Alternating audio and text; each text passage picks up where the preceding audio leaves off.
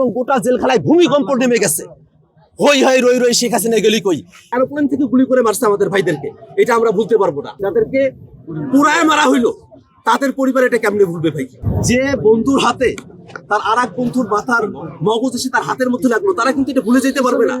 আমাদের সাভারের ওই 6 জন ভাই যাদেরকে পুরায় মারা হইলো তাদের পরিবার এটা কেমনে ভুলবে ভাই? এটা আমরা ভুলতে পারবো না এটা কোনোদিন। আমাদেরকে গুলি করে মারা হয়েছে, এরোপ্লেন থেকে গুলি করে মারছে আমাদের ভাইদেরকে, এটা আমরা ভুলতে পারবো না। হাসিনা আমাদের উপরে যে নিপীড়ন করে গেছে এটা আমরা কোনোদিন ভুলতে পারবো না।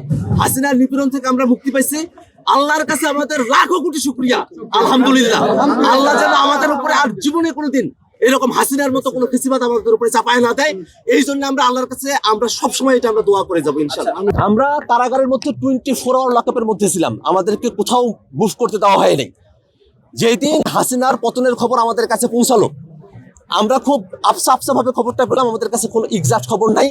হঠাৎ করে আমাদের পাশের বিল্ডিং থেকে রব উঠলো, হই হই রই রই খুনি হাসিনা গেলি কই। গোটা জেলখানা ছেয়ে গেছে এই শব্দে, এই স্লোগানে।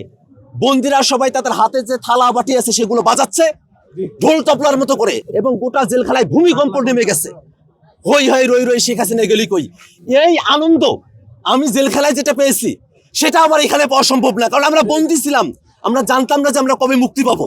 এক্সট্রিম মশার কয়েল প্ল্যান্ট ফাইবার দিয়ে তৈরি, ডেঙ্গু চিকুনগুনিয়া বাহি সহ যে কোনো মশার বিরুদ্ধে দেয় এক্সট্রিম সুরক্ষা। আমাদের গোটা বাংলাদেশ মুক্তি পেয়েছে, আমরা মুক্তি পেয়েছি, আল্লাহর কাছে আমাদের লাখো কোটি শুকরিয়া।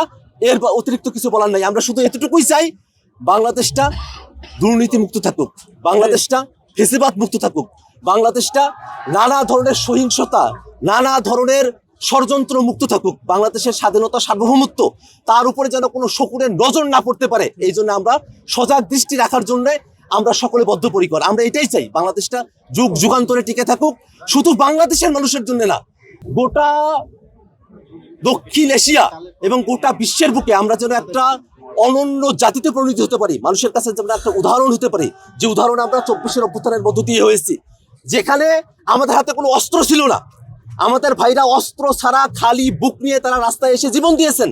জীবন দেওয়ার মধ্য দিয়ে যে বিজয় পাওয়া, সেটা যে গোটা পৃথিবীর বুকে একটা আলাদা উদাহরণ, যেখানে একজন পুলিশ বাহিনীর লোক এই কথা বলতে বাধ্য হয়েছে, একটারে মারি আর একটা চলে আসে,